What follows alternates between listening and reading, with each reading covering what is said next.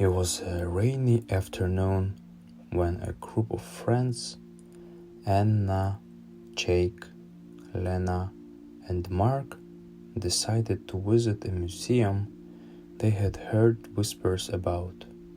It was a small, obscure place tucked away in the oldest part of the city, surrounded by narrow, cobblestone streets and ancient buildings. The museum didn't have a name, just a simple sign that read "Worlds Beyond." Intrigued, they decided to go inside. The entrance was unassuming, a heavy wooden door that creaked as they pushed it open. Inside, the air was cool and smelled faintly of old books and polished wood. The dim lighting cast long shadows on the walls, and the only sound was the soft echo of their footsteps on the marble floor. It felt as though they had stepped into another time, a place where the past lingered in every corner. The foyer was empty except for a large desk, where an old man with silver hair and piercing blue eyes sat. He was dressed in a dark suit, his hands clasped together on the desk. "Welcome to the Infinite Museum," he said, his voice smooth and calm. "Here you will find more than just artifacts. Each room is a getaway to a different dimension, a world beyond your imagination. But be warned, once you enter, you must find your way through the museum to leave." The friends exchanged curious glances, unsure if the old man was serious or just playing a role. But the thrill of the unknown was too tempting to resist. They nodded in agreement, and the old man smiled. "Enjoy your journey," he said as he handed them each a small, ornate key. "You will need this." The first door they unlocked led to a room filled with towering trees. As soon as they stepped inside, the door behind them disappeared, leaving only the dense forest stretching out in every direction. The air was cool and damp, and the soft rustle of leaves filled the silence. The trees were unlike any they had seen before, their bark silver and their leaves shimmering in shades of green and gold. "This place feels alive," Lena whispered, her voice barely audible over the sounds of wind. As they ventured deeper into the forest, they began to hear faint whispers. At first, it was just a soft murmur, but as they walked, the voices grew louder. They weren't threatening, just curious, as if the forest itself was trying to communicate with them. They exchanged uneasy glances, unsure of what to make of it. Suddenly, the ground beneath them shifted, and the trees began to move, rearranging themselves into a path that led deeper into the forest. "It's just like the forest is guiding us," Jake said, his voice tinged with both wonder and fear. They followed the path until they reached a clearing where a large, ancient tree stood in the center. Its roots were tangled and twisted, stretching out across the ground like a web. In the center of the tree's trunk was a small wooden door. "This must be a way out," Anna said, her hand trembling as she reached for the key. As soon as she inserted the key into the lock, the door creaked open, revealing a swirling vortex of light. Without hesitation, they stepped through, leaving the forest of whispers behind. The next room was a stark contrast to the forest. It was a vast cavern filled with towering crystals that glowed in shades of blue, purple, and pink. The air was crisp and cool, and the sound of dripping water echoed through the space. The crystals reflected the light, creating a dazzling display that seemed to dance around them as they moved. "This place is beautiful," Lena said, her voice filled with awe. The crystals pulsed with light, their colors shifting and changing as if they were alive. The ground beneath their feet was smooth, almost like glass, and their footsteps echoed through the cavern. As they explored, they realized that the crystals weren't just beautiful, they were also dangerous. At one point, Jake accidentally touched one of the crystals, and it emitted a sharp, high-pitched sound. The crystal began to glow brighter and brighter until it shattered into 1,000 pieces, sending shards flying in every direction. "We need to be careful," Mark said, his voice tense. "This place is full of traps." As they moved deeper into the cavern, they noticed that the crystals were arranged in a pattern, forming a path that led to a large crystal archway at the far end of the room. The archway shimmered with a soft, inviting light, and they knew it was a way out. But as they approached, the ground beneath them began to shake, and the crystals around them started to shatter one by one. "Run!" Anna shouted, and they sprinted towards the archway, dodging the falling shards as they went. They reached the archway just as the cavern began to collapse behind them, and with one final leap, they threw themselves through the portal, landing in the next room. The third room was unlike anything they had seen before. It was a city, but not just as any city. This one was made entirely of mirrors. The buildings were tall and sleek, their surfaces reflecting the light in every direction. The streets were paved with polished glass, and the sky above was a kaleidoscope of colors constantly shifting and changing. "This place is incredible," Jake said, his voice filled with wonder.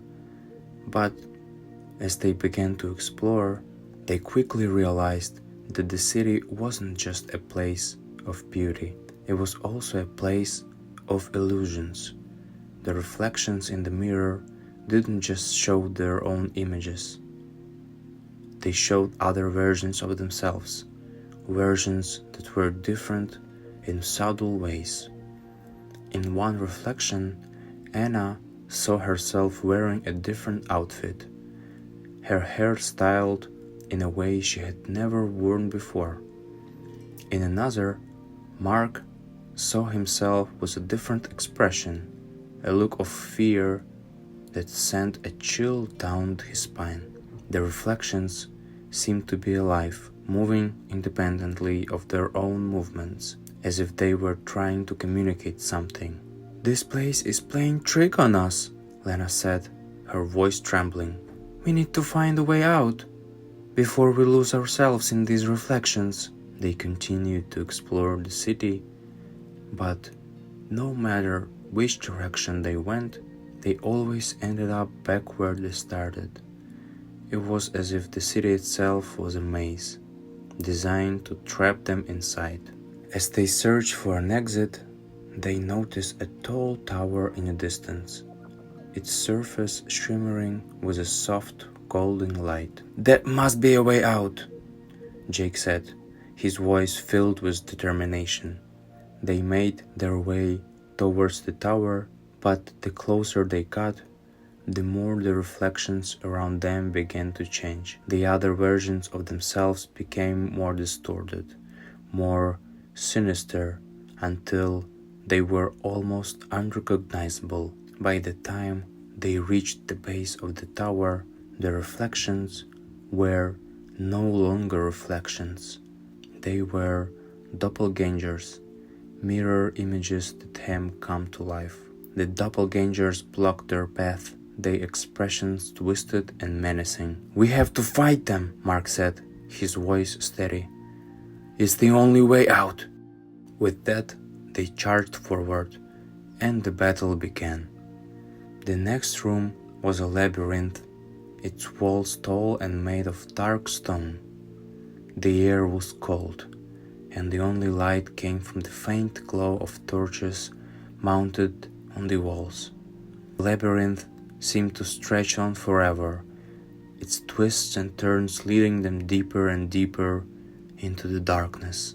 As they walked, they began to notice shadows moving along the walls. At first, they thought it was just their imagination, but the shadows grew larger and more defined until they could see that they were being followed. The shadows were humanoid, their forms shifting and changing as they moved. "We need to keep moving," Lena said, her voice barely above a whisper. But no matter how fast they walked, the shadows stayed with them, always just a few steps behind. The shadows didn't make a sound, but their presence was unsettling, and the friends could feel their eyes watching them from the darkness.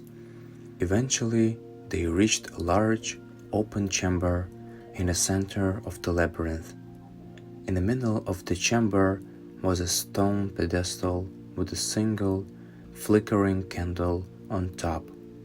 The candle's flame cast long, dancing shadows on the wall, and as they approached, the shadows began to take shape, forming into a figure that stood before them. The figure was clothed in darkness, its face obscured, but its presence was overwhelming. It raised a hand, and the shadows that had been following them converged, surrounding the friends. "You have ventured far," the figure said, its voice low and echoing. "But to live, you must face your own darkness." The shadows began to shift, taking on forms that were familiar yet terrifying. Each shadow represented a fear, a regret, a piece of their past that they had tried to forget.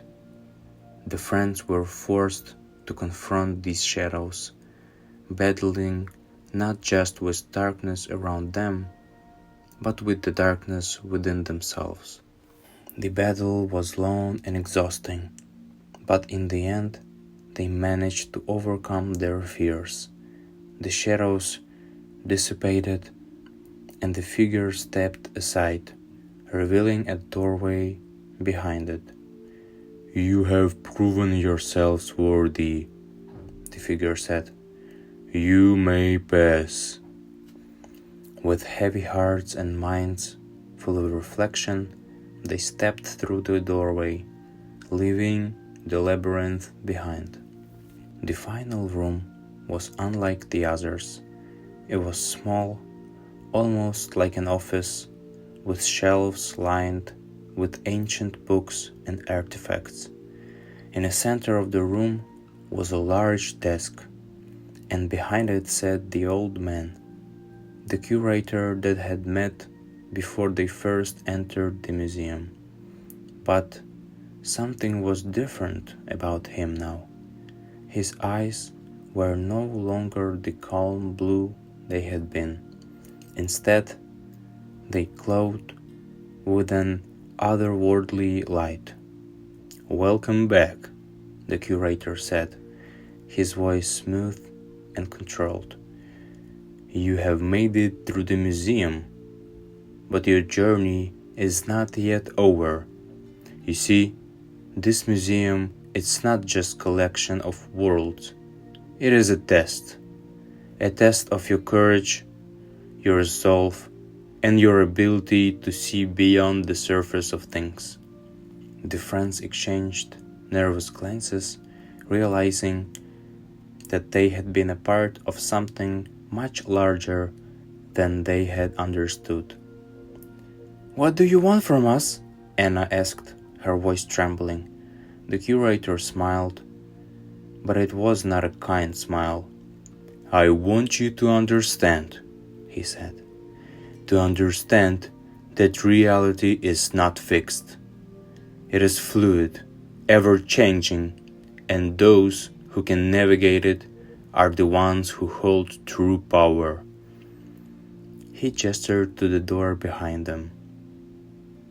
"You are free to leave if you wish," he said. "But know this, the worlds you have seen are just a glimpse of what is out there.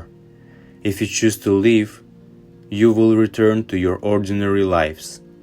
But if you choose to stay, you will learn to navigate these worlds, to shape them as you see it. The choice is yours." The friends were silent, each of them waiting the curator's words. The offer was tempting, but there was something sinister in the way he spoke. Finally, Mark stepped forward. "We've seen enough," he said firmly. "We just want to go home." The curator's smile faded, and for a moment his eyes flashed with anger. But then he nodded. "Very well," he said. "But remember, the choice was yours." He waved his hand, and the room around them began to dissolve, replaced by the familiar foyer of the museum. The door was there, open and waiting. Without another word, the friends walked through it, stepping out into the rain-soaked streets they had left behind. As they walked away from the museum, they couldn't shake the feeling that they had left something important behind. But when they turned back, the museum was gone, leaving only an empty street where it had once stood. They walked in silence, each of them lost in their thoughts, knowing that their lives would never be the same. The Infinite Museum had been a place of wonder, fear, and discovery. It had shown them worlds beyond the imagination, but it had also revealed the darkness that lurked within. As they returned to their ordinary lives, they carried with them the lessons they had learned, the importance of facing their fears, the value of friendship, and the understanding that reality is not always what it seems. Now, as you drift off to sleep, I hope this story has brought you a sense of adventure and intrigue, but also a reminder of the power of the mind and the importance of staying grounded in the face of the unknown.